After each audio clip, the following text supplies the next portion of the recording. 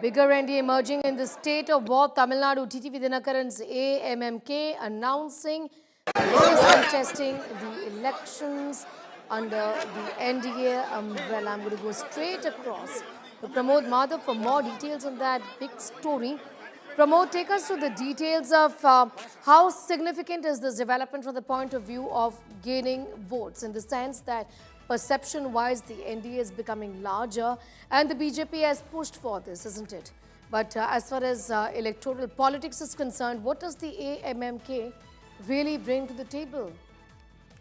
Yeah, one thing that AMMK brings to the table is the actual the kind of structure that the AIADMK earlier had. Because even before EPS became a proper leader within AIADMK, it was TTV Dhinakaran and Sachiola who were the backbone when Jayalalithaa was alive and when she was the supremo of the party. So how the party should function, where are the locations, what should be done, TTV Dhinakaran always carries a kind of backup plan on his mind, like as a playbook, and this is what the NDA wants, because we have to openly say that this time there is quite a lot of new contenders, and the one important person is actually Vijay. So on one side you have DMK, which is tried and tested, and they have the groundwork and everything. But on the other side, you could see that the AIDMK is not faring well. For one particular reason that's being told time and again by political pundits is that because AIADMK has a lot of fractions, and even though EPS has emerged as a leader, they need them back together because they each and everyone had their own strength and such. And this is why it looks like BJP did not want to give up on TTV Dhinakaran, and he was brought back. But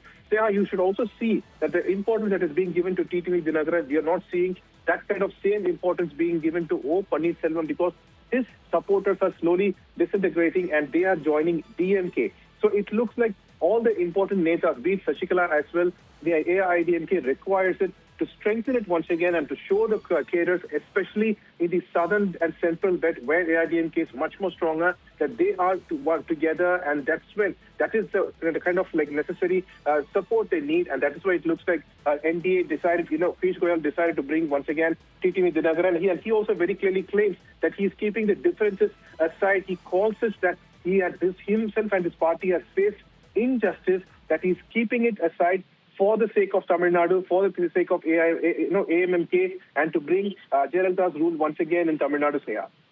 Also the larger question now, Pramod, after the AMK making it formal that they're joining the NDA, is who next? That is also something that is being worked out. The intention here and the plan here is to position the NDA against the DMK and Congress, isn't it? All parties against the DMK-Congress combined.